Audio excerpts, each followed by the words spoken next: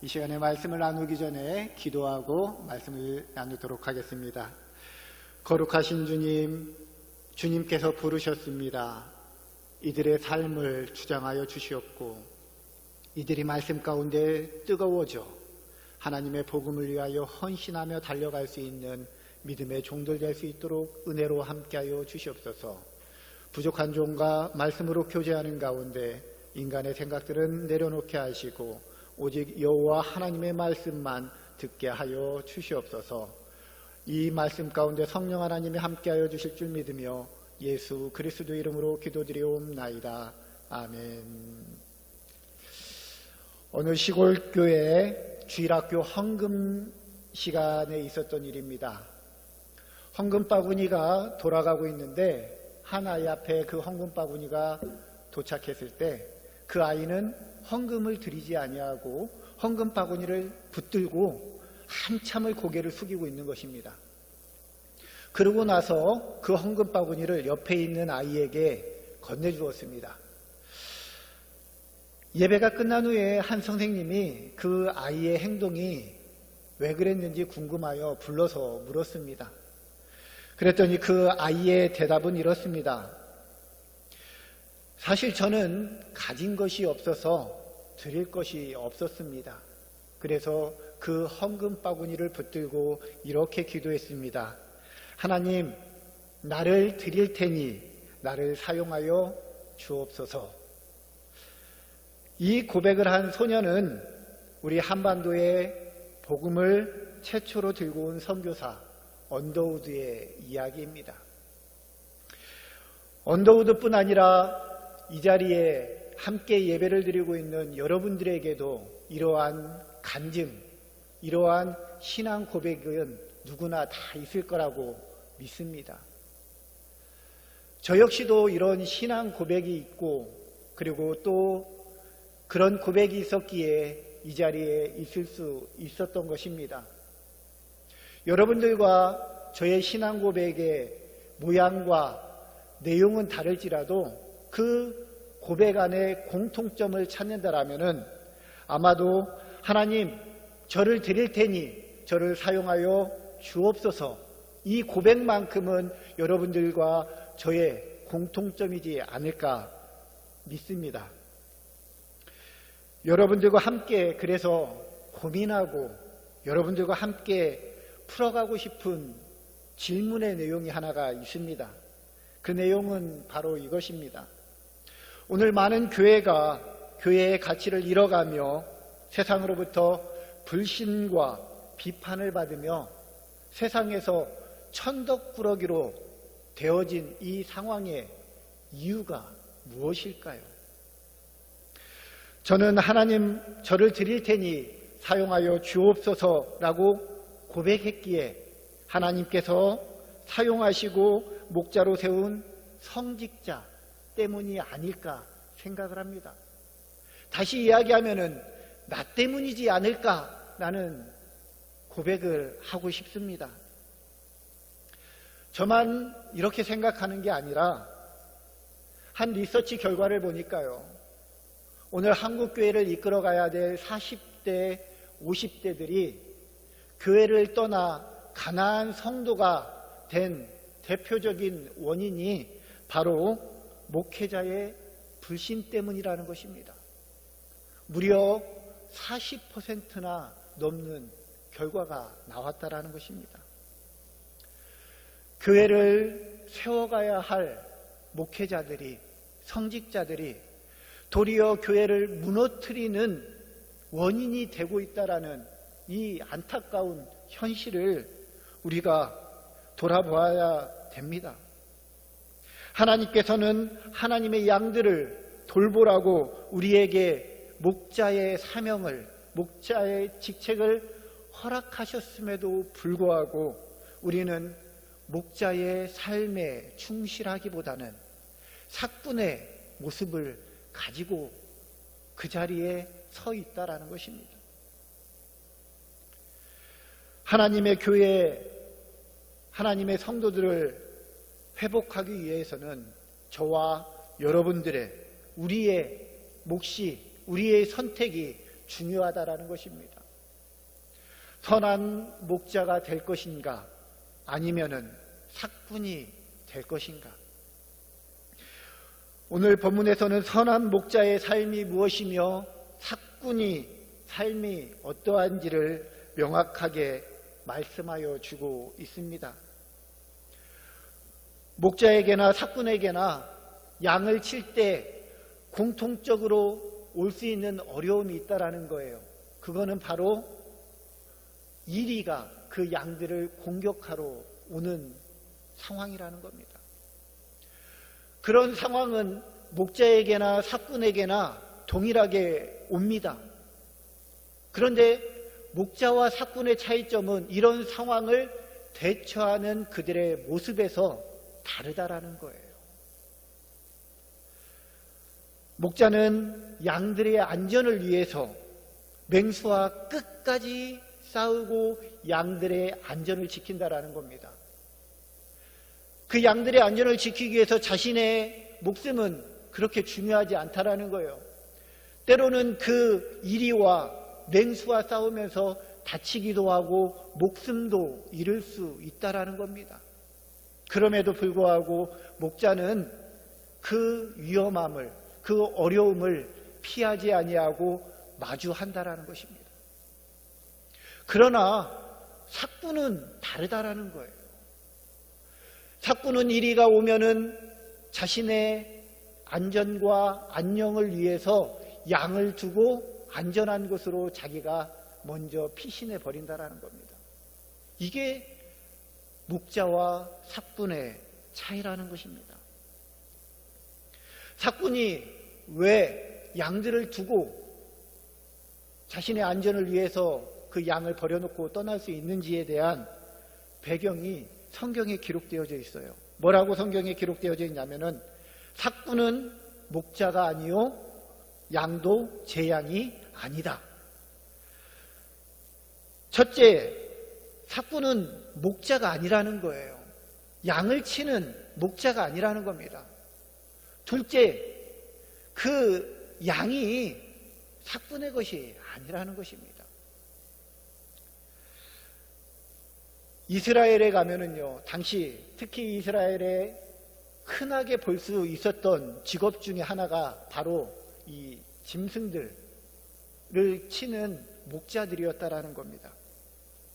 그럴만도 한 게 팔레스타인 지역에 푸른 초장들이 많지 않아요. 때를 따라서 푸른 초장들을 찾아다녀야 되는 그런 지역입니다. 그렇기 때문에 푸른 초장을 찾아 양떼들을 데리고 가야만 했기 때문에 그들의 직업이 가장 많은 것은 목자예요.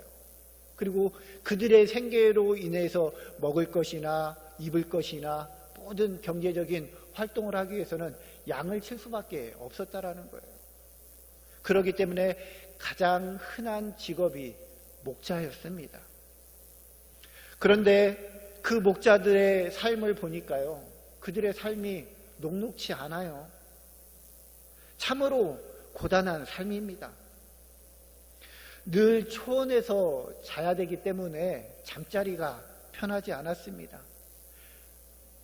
초장을 따라서 돌아다녀야 됐기 때문에 그들은 늘 먹을거리가 넉넉하지 않았다라는 거예요. 앞에서 이야기한 대로 때로는 맹수들이 그들을 공격했기 때문에 그들의 삶은 안전한 삶이 아니었다라는 거예요.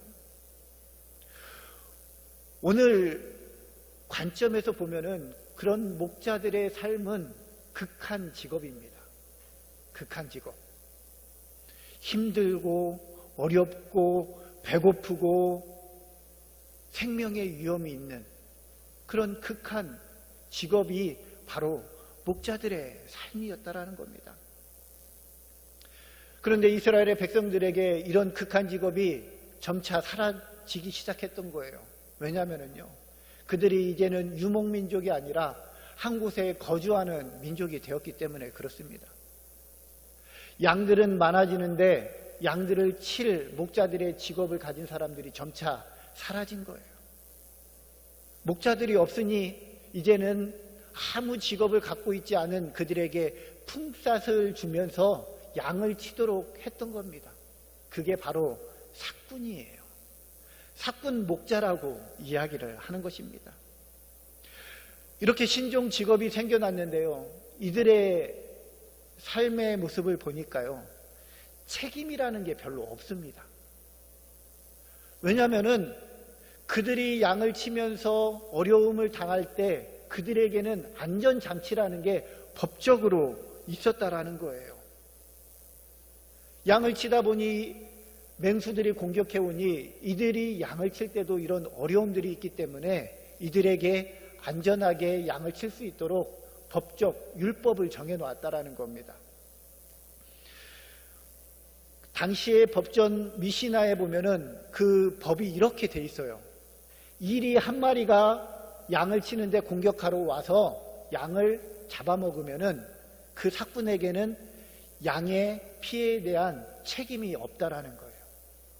그런데 2마리 이상의 이리가 와서 공격을 하면은요, 책임의 의무가 없다라는 거예요. 안전장치를 해 주었더니 이 삭군들이 양 한 마리가 와가지고 양을 칠 때는, 그 양을 잡아먹으려고 할 때는 막대기로 어떻게 해서든 이리를 쫓아냅니다. 근데 2마리 이상의 이리가 양을 공격해 오면은요, 아무런 행동을 취하지 않는 겁니다. 양을 잡아먹든지 자기만 안전하면 된다라고 생각하고 자기만 나무 위로 도망가든지 어디 안전한 곳에 피신했다라는 것입니다. 그런 그들을 누가 신뢰하겠습니까?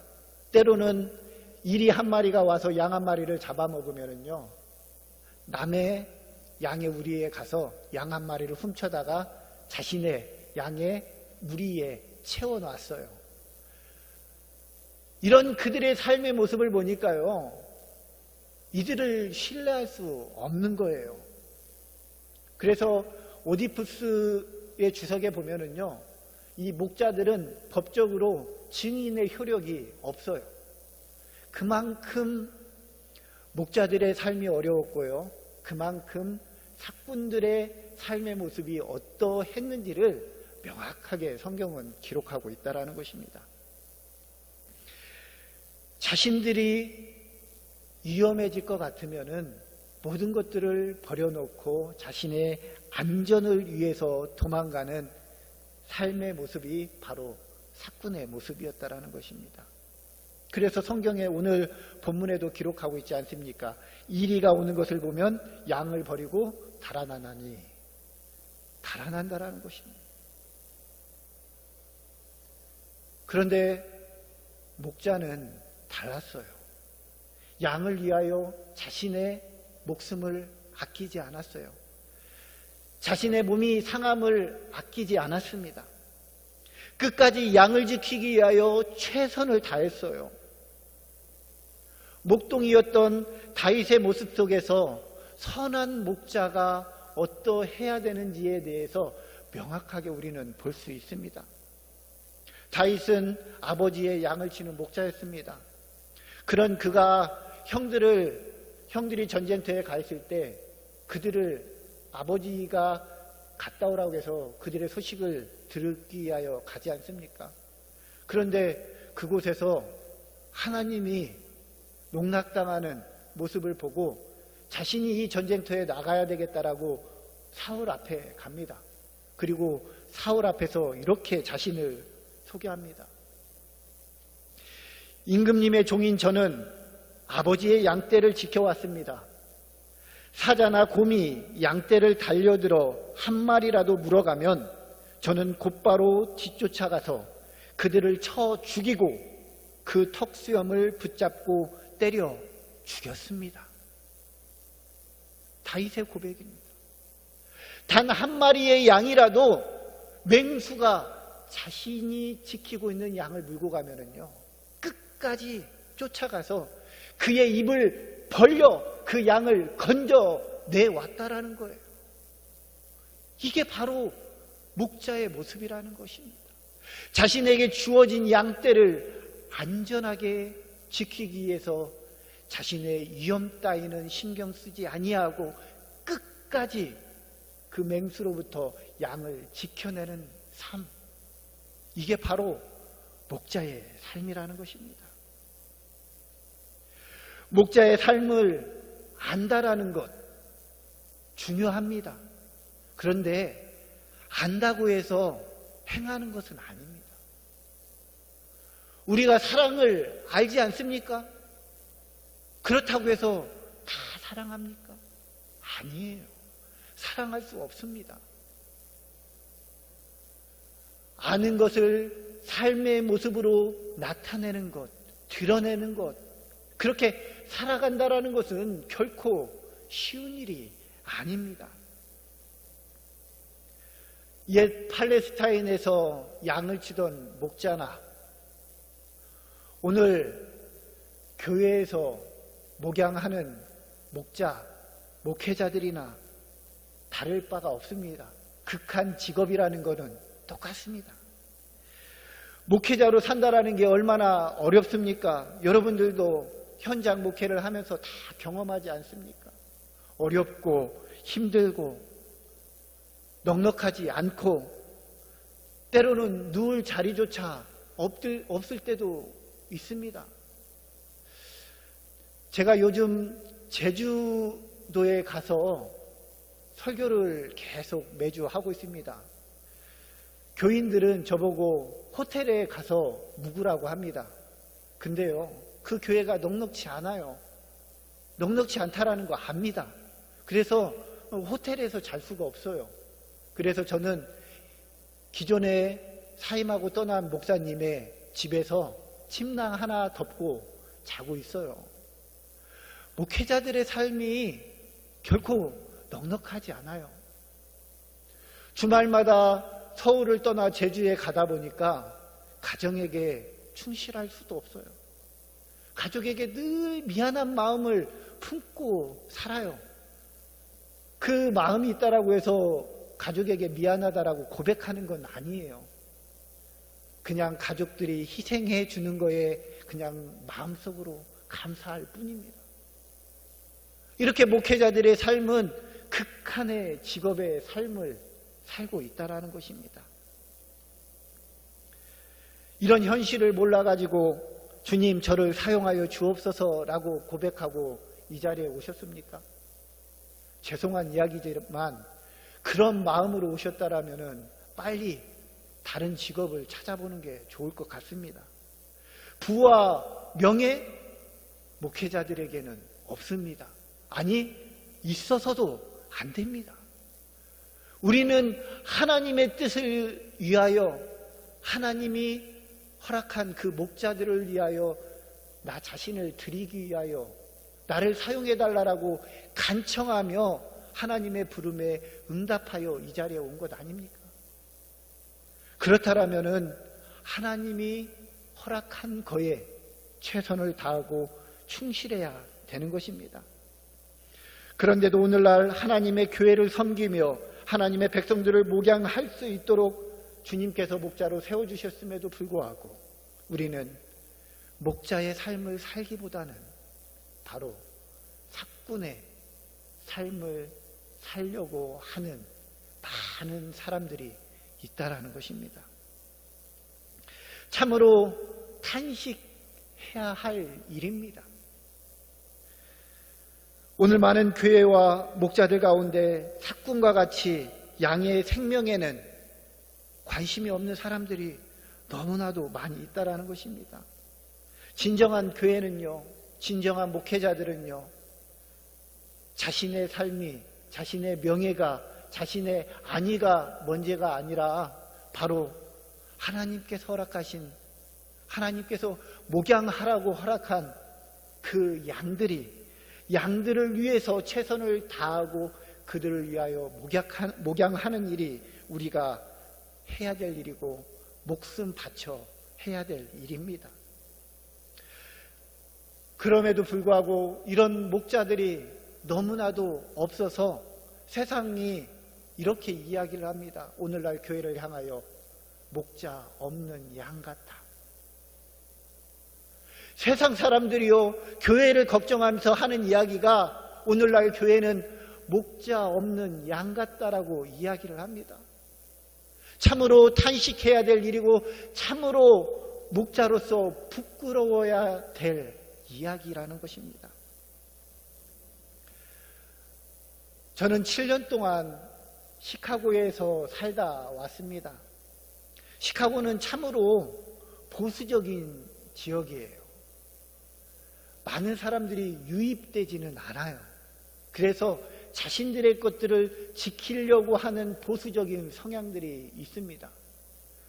그래서 그런지 전 미를 통틀어서 목회자들이 목회하기 가장 힘든 곳을 정하라고 하면은 모든 한인 목회자들이 이구동성으로 얘기하는 곳이 바로 시카고예요.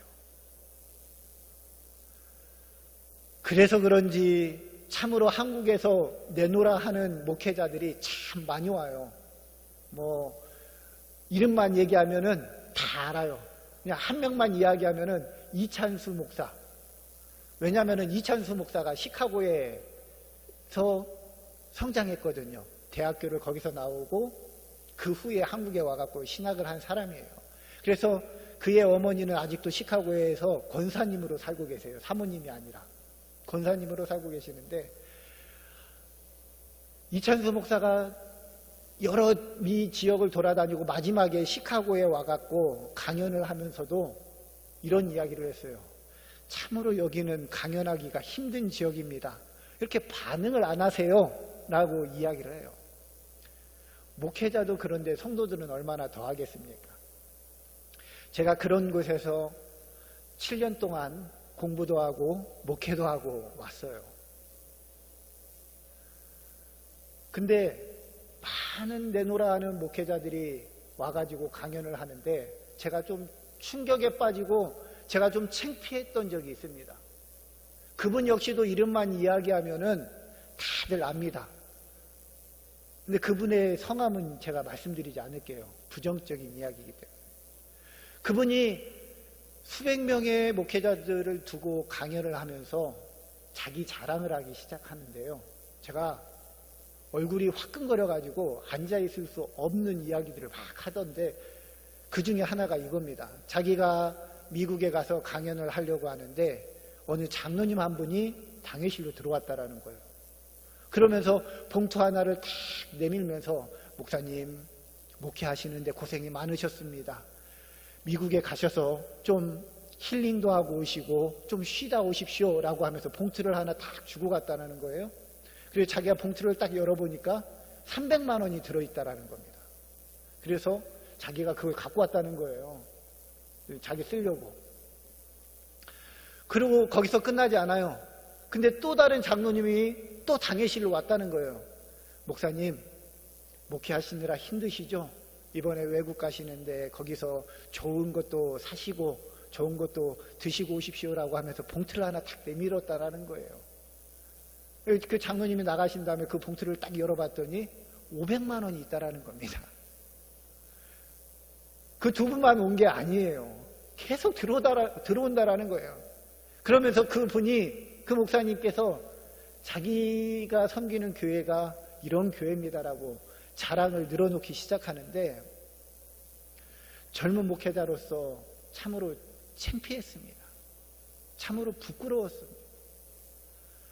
아니, 한국에서 메가처치라고 하는 대형교회를 섬기는 목사가 자랑할 것이 그렇게 없어가지고 교인들이 자신한테 와가지고 당신 맛있는 거 사드시고 당신 좋은 거 사 입으라고 돈 준 것이 그렇게 자랑할 것인지 참 부끄러웠습니다.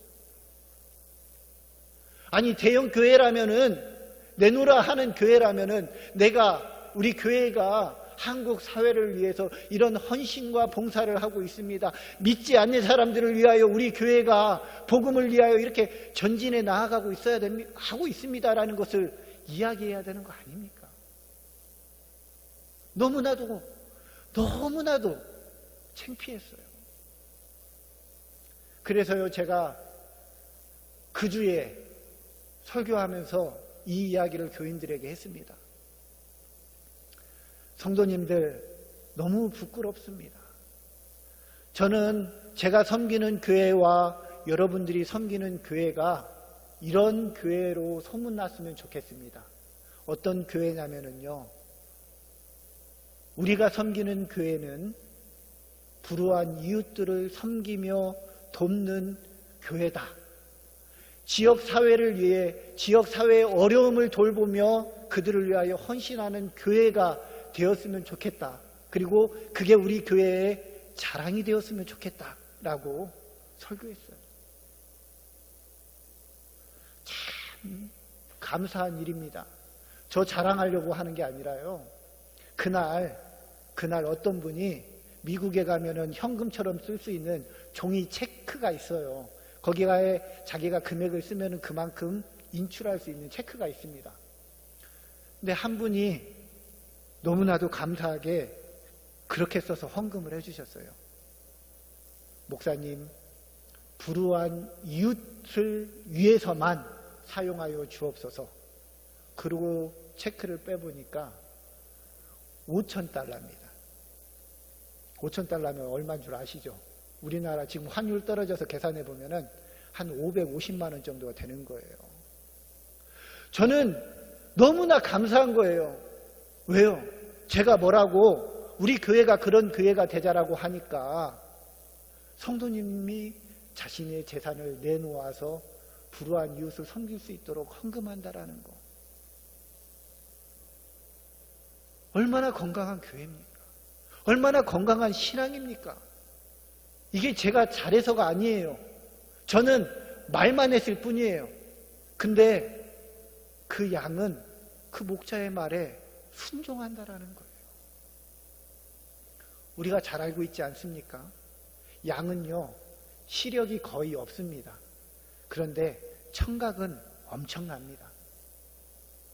그래서 목자가 내는 그 소리에 따라서 그들은 움직여요.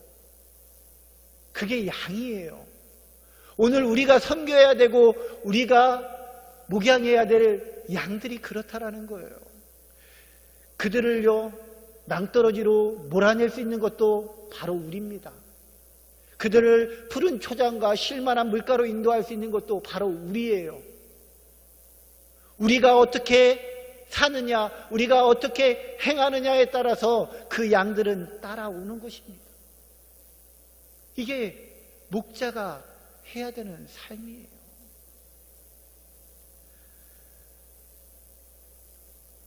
그러나 삭군은 그러지 않는다는 거예요. 오늘 삭군과 같은 성직자들이 얼마나 많이 있습니까?